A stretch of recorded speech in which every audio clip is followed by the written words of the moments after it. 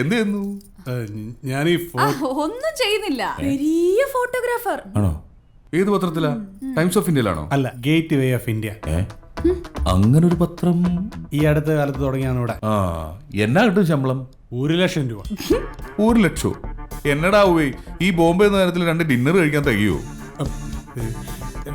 ജോജോ പറഞ്ഞിട്ടുണ്ട്, വീട്ടിൽ അടുക്കളയുള്ളപ്പം താജി പോയി ഡിന്നർ കഴിക്കരുതെന്ന്. സാർ എന്ത് ചെയ്യുന്നു? ഞാനൊരു കോഫി ഷോപ്പ് നടത്തുക. Coffee shop? Sara's coffee club. Sara's coffee club. Very nice. I really like it. Thank you. ആ കൈ ഇങ്ങന്നേ, ആ കൈ ഇങ്ങന്നേ, ഇങ്ങ് തന്നേന്നേ. ഇതിനല്ലേ ഷെയ്ക്കാൻഡ് തരേണ്ടേ? സ്വന്തമായി അധ്വാനിച്ച് കാശുണ്ടാക്കുന്ന സ്ത്രീകളെ ഞാനങ്ങ് ബഹുമാനിച്ചു കളയും, ചിലപ്പോ അങ്ങ് ആദരിച്ചും കളയും. എന്നാണേലും നമ്മ രണ്ടും ഒരേ അനാ എന്ന് വെച്ചാൽ എനിക്കും ഹോട്ടൽ ബിസിനസ്സാ. ഞാനിപ്പോ ബോംബെയിൽ വന്ന് തന്നെ ഒരു ചെയിൻ ഓഫ് റെസ്റ്റോറൻറ്റ്സിന്റെ കാര്യം പ്ലാൻ ചെയ്യാനാ. സാർ അതിലൊരെണ്ണം ഏറ്റെടുത്ത് നടത്തി തരണം. നോ പറയരുത്. Oh sure, സന്തോഷമല്ലോ.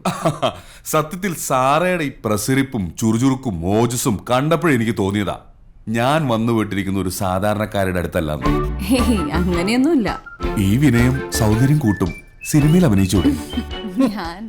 മണിരത്നം വിളിച്ചതായിരുന്നു. വയറ്റിളക്കം കാരണം അവർക്ക് പോകാൻ പറ്റിയില്ല.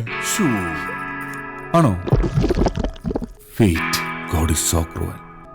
Better luck next time.